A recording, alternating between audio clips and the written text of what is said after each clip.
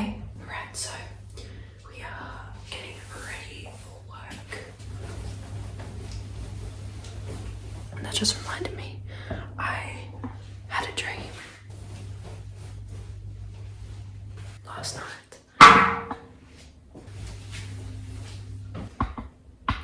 My family's asleep, so I gotta be quiet. I had a dream last night where there was a dance floor and everyone on the dance floor, sorry, it's gonna bug me.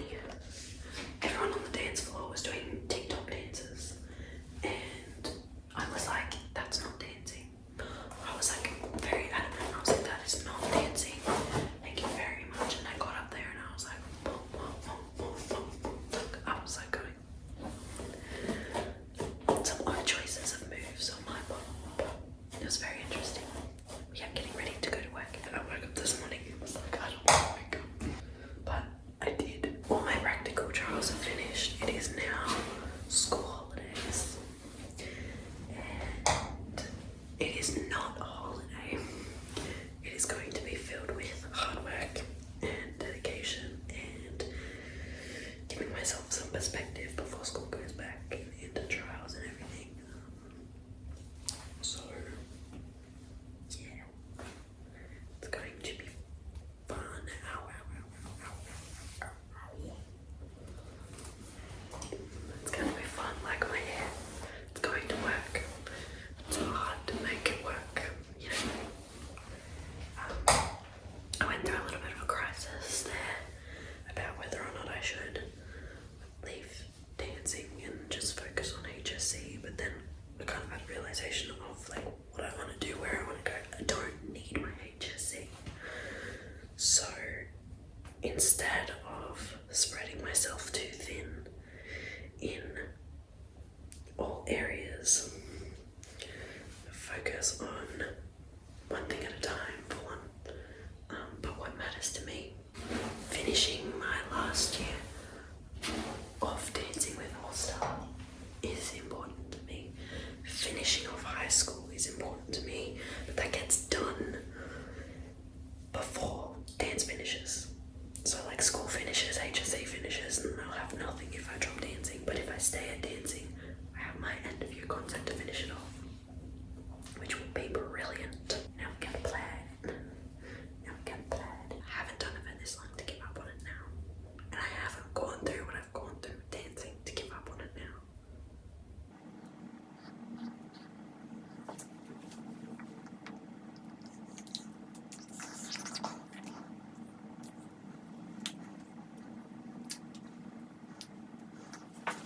Here we go. Alright, so I have my lip balm, which we will.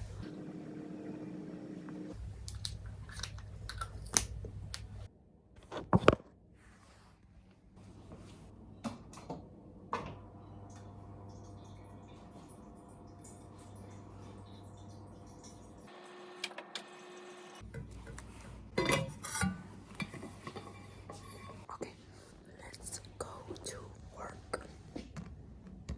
Alright, I can actually talk at a normal level now. Yeah, so let's go to work. Okay, so I want to talk about money for a quick second because I love money. And money loves me. Okay, money really does love me. Oh my god. Okay, hold on. While my car warms up. I love money. Money loves me, okay? And we give and take from each other, and it's a really beautiful balance. However, that balance has been disturbed by my car recently, by my car registration and getting it transferred over into my name and everything. So money currently is not mine, it's my parents, because I owe them the money that they paid for my car, and all my money was spent on my car because I couldn't pay for all of it, so they had to chip in, and now I require to give them back a lot of money, which honestly is the least I can do in my lifetime of living. So I'm very grateful for them for being able to help me with my car. but if it weren't for them, I wouldn't be able to be driving this baby to work. I would not be able to drive her anywhere. But I can, and I am, and I'm really, really grateful. And I'm gonna ask for a couple of more shifts if I can, possibly. I really want to learn how to make coffee properly and actually be able to do it. I love money when I have it because it is a wonderful tool in life, and I need to stop spending money on coffee and food, for one, while I'm not working full-time, because it's not feasible, especially with a car, I've learned. But I've learned a lot with this car, and it's quite scary but beautiful at the same time. Yeah, anyway, I'm gonna go to work. I'm gonna have an amazing shift. I'm gonna have a great shift. Yes, we are.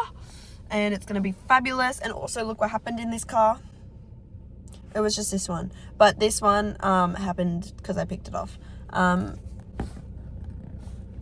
She'll be right. If I don't pick off the rest of them, they will be fine, but also I really want them all off because of these two, because now I'm frustrated because they're not all the same, but it's fine. Yeah. Going to work. Going to work in my car. Going to drive there. Going to do things that make me money and that I enjoy. So that's really fun, and I'm really grateful that I have the opportunity to work in such a good environment and get paid a great amount. So yeah, I'm really grateful. I'm grateful to have a freaking car because that's wild to me. I don't know why I'm doing this, but I am, so just accept it because I am. I have a car that I can drive on my own. Like, that's wild to me. That's wild. Like, that's never, I don't know, that's just a bit unreal for me. I can drive a car on my own without a parent, and it's mine. Like, it's not anyone else's, it's mine, it's my car. Like, that's, I don't know, weird, terrifying, exciting. I'm so freaking, I have a car and I get to drive my car. I'm so grateful. I'm so happy. My car's pretty much warmed up, so I'm gonna go and you are gonna go and have a fabulous day. I said so, and because you have no other choice, because you know what, every day is a freaking good day. You're alive, you're here on this earth. If you're going to work, you get to work. Okay, you get to work and you get to make that money. I just finished work. I stayed back a little bit and helped out, helped them like clean up some stuff because there was heaps of cleaning to do. And I've decided that I'm going for a drive because there's a car. Hold on.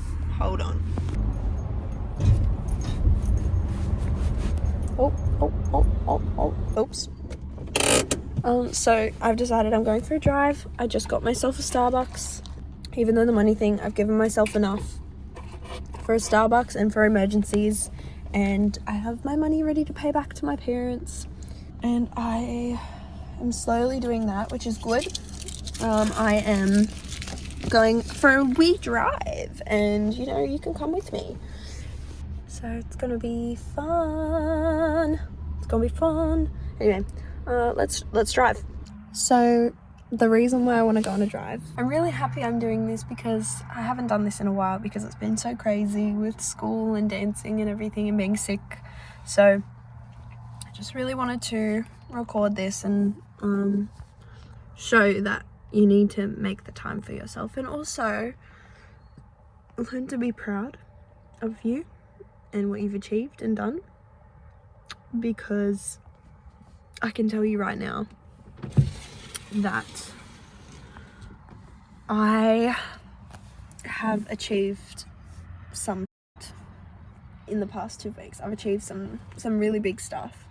I've done my drama and dance HSC trials to the best of my abilities, and they both went as well as they could have, and I did my very, very best, which feels really good.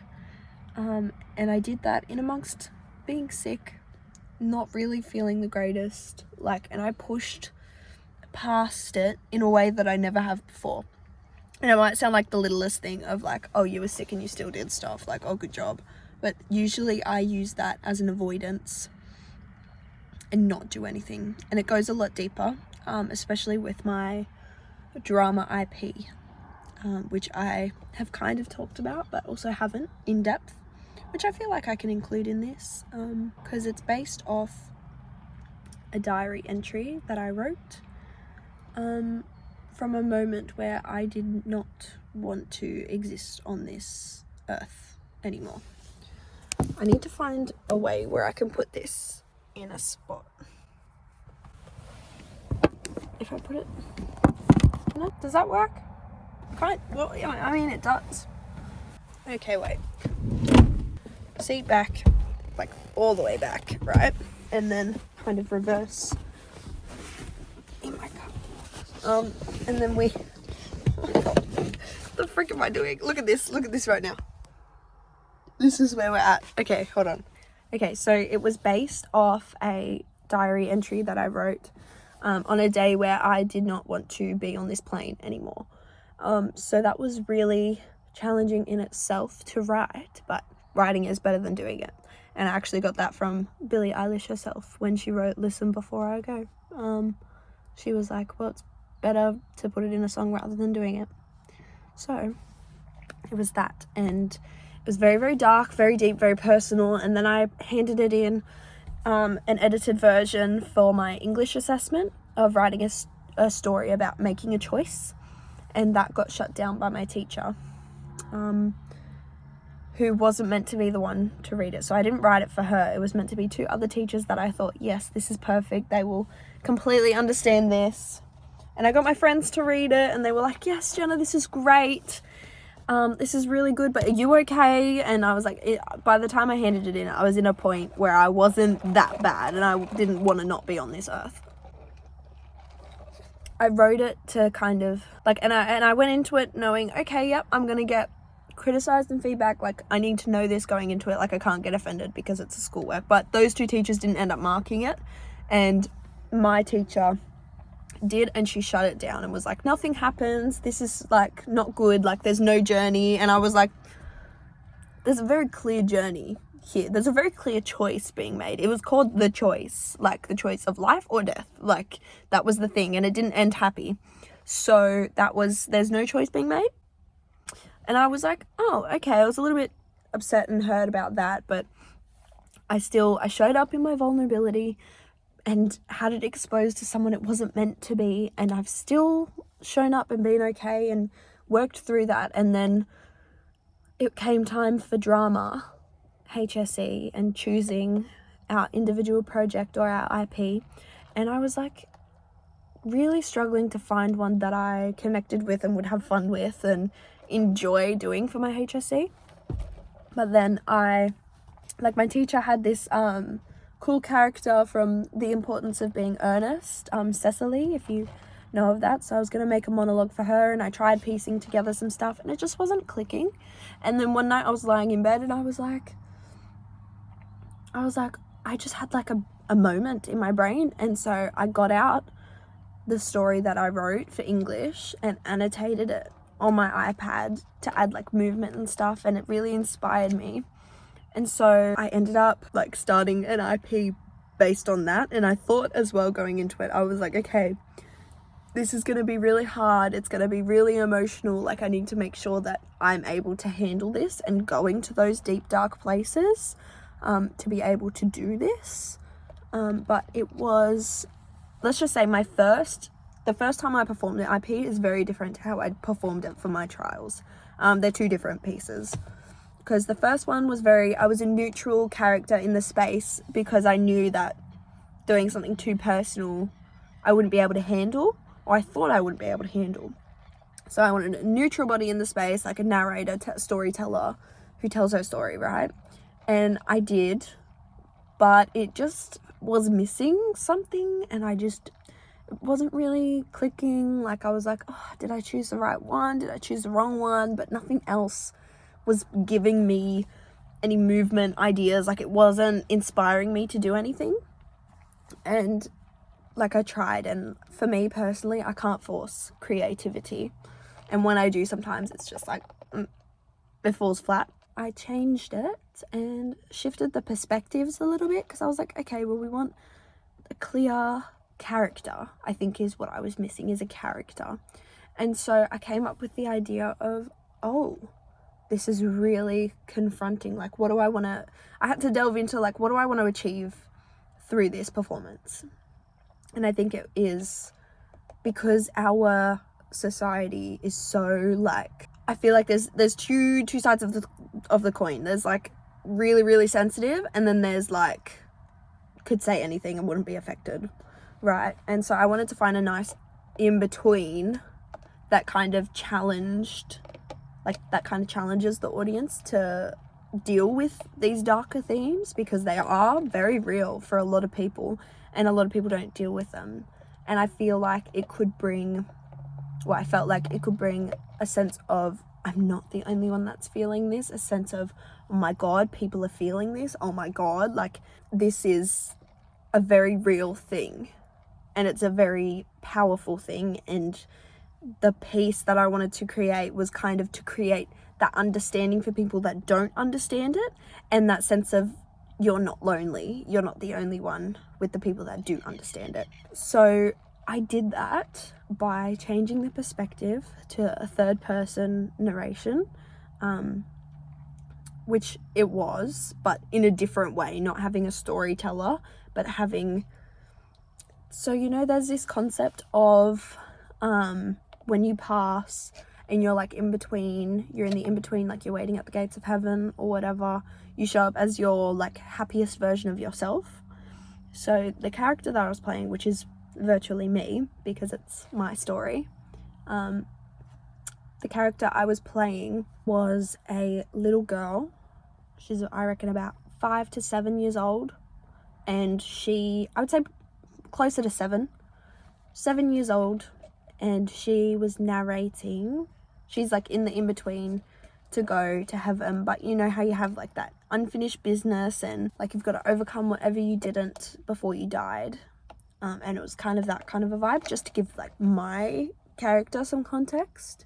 But the whole like premise of it was that 7-year-old, like that little girl, is telling the story as if it was like a bedtime story to the audience about her, the way she died as a teenager, near adult, and she has to tell that story to be able to pass on.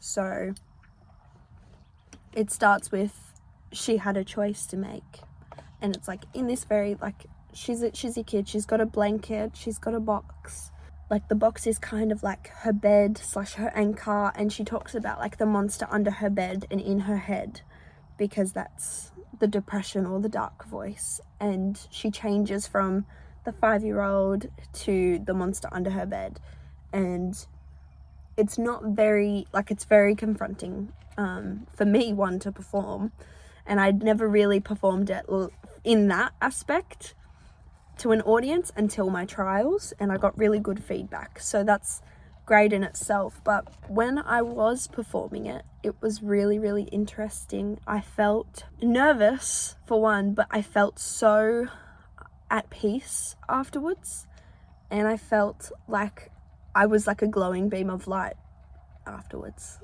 and I felt so light. And I had an appointment with the school counsellor, and we talked through some stuff, and I actually think like I got a lot more clarity, and I think that my inner child was very prominent on stage, and I think she healed some stuff from that time. It's a very sad piece, like it doesn't have a happy ending. It starts with she had a choice to make and ends with she made her choice, and it's like, sorry, there's a car. I don't actually know if I'm allowed to park here. And then I haven't really been able to talk to anyone about it apart from my friend and my diary, like properly and in depth, and now you, and that's a pretty massive thing, because again, sharing vulnerability with pretty much anyone who wants to listen. And that's a pretty brave thing. I just wanted to share that it is good to take some time. Like, look how freaking gorgeous. I found a new angle. Like, I think this is a really lovely spot, and I think that I deserve to, you know, take some time and enjoy the peace and quiet. Like, I'm literally crazy. I'm talking to myself in my car with my drink. Sue me. I am really grateful for this time, for this life, for this week, and I've pushed through and broke through so many old habits and patterns in the past 2 weeks, and it's been amazing. So I'm really proud and I'm really happy about that. And I got a little bit overwhelmed last night and went to cry, but then my mum was like, don't cry, be proud of yourself. And I was like, yeah, okay. So that's what I'm doing. Giving myself a little treat. I'm chilling in my car while the sun sets. So a reminder to yourself, seriously, like, it's really hard to do, but push through. Go further than you've gone before, because you'll prove it to yourself once, and you'll prove it to yourself again and again and again that you can do it, because I have. And I never thought I would be able to. You can, and you have a choice on whether or not you let yourself. In future, Jenna, if you're ever in a position where you feel like you can't, you can. This is living proof. You are living proof that you can, because you've done it every single day beforehand. And you have a choice whether or not you stay in that bubble that you create for yourself, or you let others create around you, or you can go further, put one more foot in front of the other instead of standing in place and letting it happen. You can choose to move. You can choose to go forward. You can choose more than what you have. But you can also choose to be happy with what you have. And if you're not happy, gotta learn to be. Because we live in a very, very weird world. And I think happiness isn't the goal. Living is the goal. Living the life that you want and need and must live. Feeling the things that you must feel. Going through this journey. Like, I wouldn't have life any other way. And I love being able to share. Being able to share from this kind of a place. So you can. You so can. And I'm proud. And I'm with you every step of the way, because you know what? I'm with me every step of the way. And that's where you've got to start. You've got to be with yourself all the time, every day, always. Because without yourself, kind of impossible to be without yourself, even though your brain may make you feel like it, because I know mine does sometimes. Embrace life and embrace yourself, I think, is what I want to say.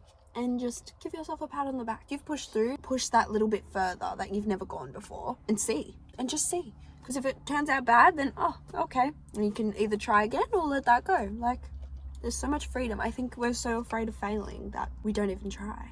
And it's like, actually, for me personally, like, I love succeeding, but I love learning. So if I fail, it might suck initially, but then I'm also like, if I didn't fail, I probably would have learnt that thing and learnt it the wrong way and done it and built bad habits. And like, there's so many things. So embrace failure, embrace you, no matter what happens. And you know what? You feel something I've realized, and I realized this in that session. I've never felt so safe in my body until that day where I performed my IP, and my inner child was like, I'm safe. I feel so safe within myself, and it feels so good. Give who you are a hug. Give all the parts of you a hug and tell them that you love them and work with them every single day. But that's like even with this YouTube thing, right? Like, I really want to edit and do stuff, but I just know that adding that onto my plate right now will distract me.